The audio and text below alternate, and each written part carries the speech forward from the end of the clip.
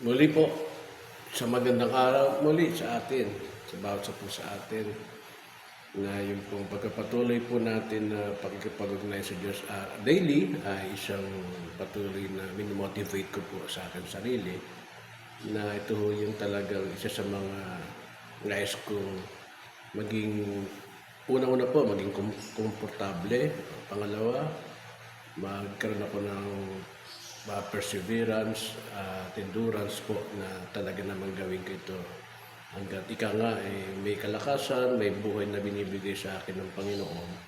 Ito yung marahil na naisin ko talaga na sa tuwi-tuwi na ay magkaroon tayo ng pagkakataon daily sa buhay natin na maibigay po natin patuloy na ilang segundo, ilang saglit no, na panahon po natin o oras natin, pero para po sa Panginoon ito napakalaking bagay na po. At kaya naman kung minsan tayo ay nakakaligtaan po natin ito, pero dapat po gawin po natin ito sa bagay na dapat na ayon po sa conviction po. At ito po yung aking talata na napagbulayan, yung Romans 6:23 na binabanggit po doon na kung yun daw pong kabayaran ng kasalanan ay kamatayan, pero ang regalo naman ng Diyos ay buhay na walang hanggan. Kadalasan po, kung maobserbahan po natin sa buhay ng tao, pag nung tayo naging nagkamalay, ang akala ko natin ay sapat na po yung pamumuhay natin na meron tayong magulang na kinagisnan, magandang kalagayan sa buhay, dapat yung mga nakakaangat sa buhay. Ang tingin po nila, ang karamihan ay ito na yung buhay talaga. At yung maayos na po, yun naman po talaga ang kalagayan. Kaya nga lang, kung mapapansin po natin, sa bawat takbo ng panahon ay mayroong mga bagay na kung saan po ay nakikita tayo na may mga katanungan pa rin po sa atin na hindi po sapat yung ganong uri ng buhay na kinakalagyan po natin sapagkat may mga pagkakataon po na hindi natin maipaliwanag na dumarating po yung mga katanungan ito at mga kakulangan po, especially po sa puso po natin. No?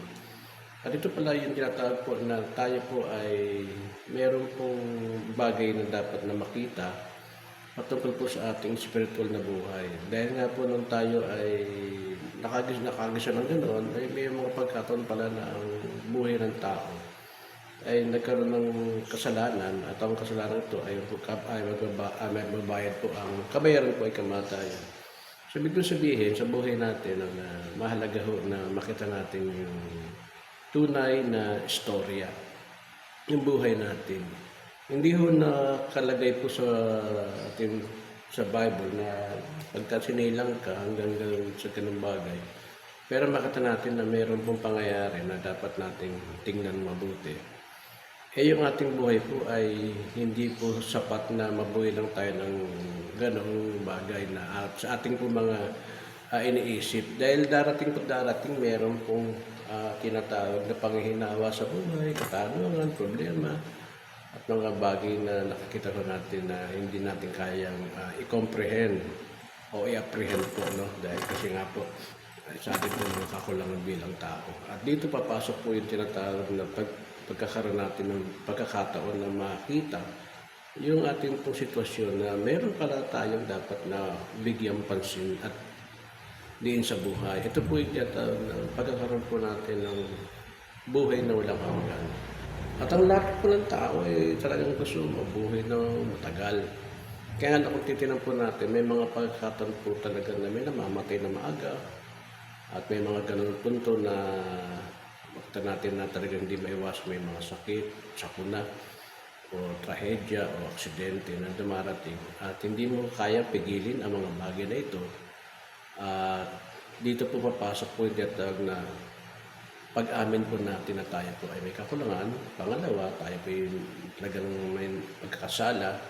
At kung titignan po natin, hindi naman po sapat yung buhay natin na everyday, matuwid po tayo dahil nakalagay din po sa Bible na wala pong tao na nasumpong ang maluwalhati sa kanyang buhay o ibig sabihin hindi siya nagkakasala.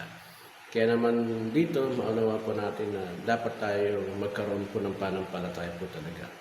Ang simpleng bagay na dapat natin gawin sa buhay ay ang magkaroon po tayo ng pananampalataya sa Panginoon Kristo sapagkat Ang ginawa po ng Panginoon Kristo sa buhay ng mundo, sa buhay ng sangkatauhan, ay inalay niya ang kanyang buhay na siyang kailangan upang matubos po tayo sa ating mga pagkasala.